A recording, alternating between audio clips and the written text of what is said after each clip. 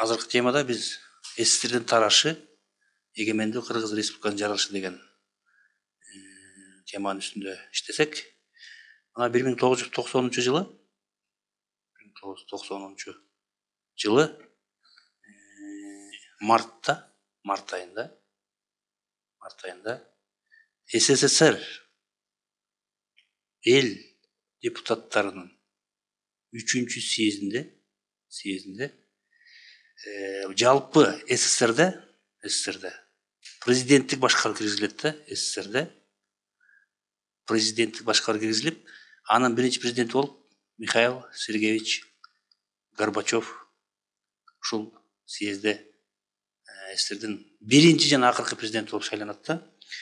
Президенттик бийлик өлкөдө өкмөттүн ишмердигин аныктаган жана анын ишин көзөмөлдөп турганда мыйзам чыгаруучу жана сот бийликтеринин иштерин, эл чарбасын башкарууну, бюджет, финанс маселелерин, эмгекке акы төлөө жана башка баардыгы ушул аткаруу бийлиги жана сот бийлигинин көзөмөлүндө болгон да.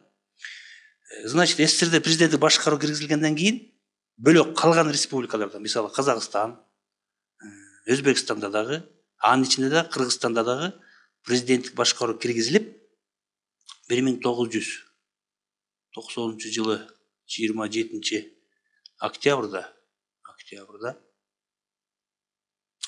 Кыргызстанда президенттик башкаруу киргизилип, алгачкы ушул жогорку Кыргыз СССР жогорку советинин Кыргыз СССР жогорку кеңештин жогорку анда совет деп айтылчу, жогорку кеңеш эмес, жогорку советинин сессиясында Аскар Акаев, бул жерде сүрөтүн илип койдук, Аскар Акаев альтернативдүү негизде алгачкы Кыргыз Республикасынын туңгуч президенти болуп шайланган да. Андан кийин 1990 жылы 15 декабрда 1990 жылы 15 декабрда Кыргыз СССР жогорку советинде Кыргыз Республикасынын мамлекеттик эгемендүүлүгү жөнүндөгү декларация кабыл алынат дагы. Кыргызстан Советтер Союзунун курамындагы, пока Советтер Союзу кулай элек да, Советтер Союзу курамындагы эгемен өлкө катары жарыяланган. Ушул декларациянын негизинде. Декларация жарыяланган. 1991 жылы 22 январда Кыргыз Республикасынын жогорку советинин 3-чү сессиясында, жогорку советинде кыскартып жогорку совет деп жазалы, ЖСТ 3-чү сессиясында Кыргыз Республикасынын министрлер кабинети жөнүндө, башкача айтканда өкмөт деп жазалы бул жерге, өкмөт жөнүндө мыйзам иштелип чыккан да, мыйзам иштелип чыккан. Бул мыйзам боюнча биринчи жолу президенттин, вице-президенттин кызматтары киргизилип, өлкөдө, Кыргызстанда жергиликтүү бийлик органдарынын милдеттери, укуктук негиздери такталганда, республиканын ошол кездеги биринчи ошол убактагы республиканын биринчи премьер-министри болуп, премьер-министр деген сөз, премьера мисалы, биринчи министр деген сөз да. Мына Насирдин Исанов, жерде да сүрөтүн коюп койдук, Насирдин Исанов. Ошол Кыргыз Республикасынын туңгуч премьер-министри Насирдин Исанов дайындалган. Андан кийин мамлекеттик катчылыкка Койчиев деген, Ярдан, Дүйшев, Фишер, Муралиев сыяктуу адамдар дайындалып, жаңы министрлер кабинетинин жана мамлекеттик комитеттердин төрагалыгына кандидаттар бекитилгенде, башкача айтканда Кыргызстанды президенттик башкаруу менен Кыргызстанды башкарууда жаңы бир система пайда болгон. СССРдеги саясий системаны реформалоо натыйжасында коомдук саясий турмушта демократиялык принциптер көбүрөөк, демократия жөнүндө көбүрөөк сөздөр жүрүп, демократиялык принциптер жөнүндө көбүрөөк жүзөгө ашырыла баштаганда, өлкөдө ар түрдүү демократиялык уюмдар түзүлгөн. Мисалы ошол убакта Ашар деген ашардык жол менен мисалы Бишкектин тегерегинде жаштар жерлерди алышып, Ашар жолу менен урушуп, Асаба деген жанагы демократиялык уюмдар, КДК деген демократиялык уюмдар ошол алгачкылардан болуп, ушул 90-жылдардын башында түзүлгөн да. Анан эми СССРдин ошол убактагы абалында кандай болгон? СССРдин кээ бир мамлекеттер, кээ бир республикалар СССРдин составында болобуз десе, өзгөчө Прибалтика республикалар, Латвия, Литва, Эстония сыяктангандар категорический түрдө СССРдин союздун составынан чыгаарын ачык эле билдиришип, ал жерде кандайдыр бир конфликттер пайда болгон да. 1900 союздун мындай ошол убакта 90-жылдардын башы союз акырындык менен ыдырай баштаган да. Экономикалык жактан байланыштар үзүлүп, сөзсүз түрдө жанагы союздук республиканын ортосунда, кээ бир республиканын ортосунда тирешип пайда болгондо экономикалык кыйынчылыктар күчөгөн.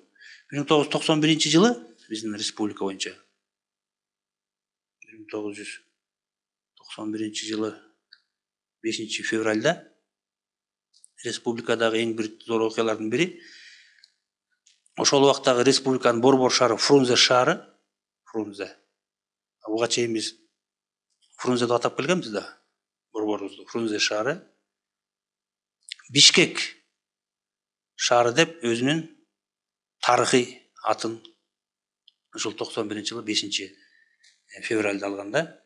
1991-жылы болсо саясий өзгөрүүлөр бар. 1991-жылы 8-майда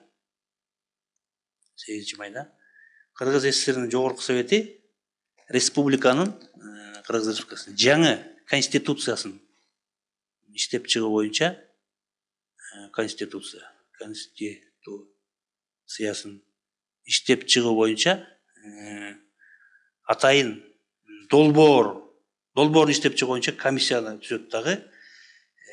Бул комиссия ошол конституциянын үстүндө иштей баштаган. 1991-жылы 19-апрелде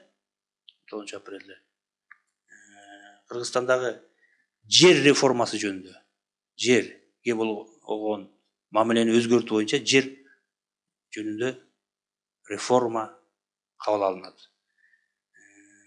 Ушул эле жылы 26-июнда Кыргыз СССР жогорку совети эгемендүү мамлекеттердин союзу жөнүндө келишимдин долбоорун ошол сессияда талкуулап, анын долбоорун ошол кабыл алышат да, келишимди союздук мамлекетте бирге болобуз деген мааниде. Союздук келишим долбоору боюнча борбордук бийлик союздук республика көп ири маселелерди өз алдынча чечүү мүмкүндүгүн берген да. Мисалы буга чейин Москва илгери керек болсо Кыргызстанда бир заводду курууга Москвадан уруксат ала турган болсок, ушул келишимдик долбоордун негизинде ар бир республика өз алдынча мындай федерация түрүндө бир бирдиктүү мамлекет түзөбүз деген аракеттер болгон да. Бирок жанагы 1991-жылы 19-21 августта Москвада жерге жазып коюңуз, 1991-жылы 19 августтан 20 августка чейин жанагы совет ыдырап бараткан совет мамлекетин кайра түзүү аракетин көргөн топ ГКЧП дейт. ГКЧП мамлекеттик төңкөрүш жарыялап, анан төңкөрүш жасоого аракеттенишкен да. Бул окуя СССРдеги ансыз деле араң турган бир мамлекеттик бийликтин баркын биротоло кетирген да, ушул ГКЧП. Конечно, ГКЧП жеңилди, бирок мындай солкулдап турган мамлекетке андан ары кулап кетишине ГКЧП чоң түрткү болгон да. Ушундай шарттарда 1991-жылы Кыргыз Республикасынын жогорку кеңешинде 1991-жылы жогорку кеңеште Кыргыз Республикасынын 31 августта мамлекеттик көз карандысыздык жөнүндө декларация кабыл алынып, ушул мезгилден баштап Кыргыз Республикасы көз карандысыз, эгемендүү, демократиялык мамлекет катары салтанаттуу түрдө жарыяланган да. көз каранды эместиктин шартында 1991 жылы 12 октябрда 12 октябрда Аскар Акаев жалпы элдик шайлоодо, мына Аскар Акаев жалпы элдик шайлоодо кайрадан шайланат дагы Кыргыз Республикасынын президенти болуп шайланат.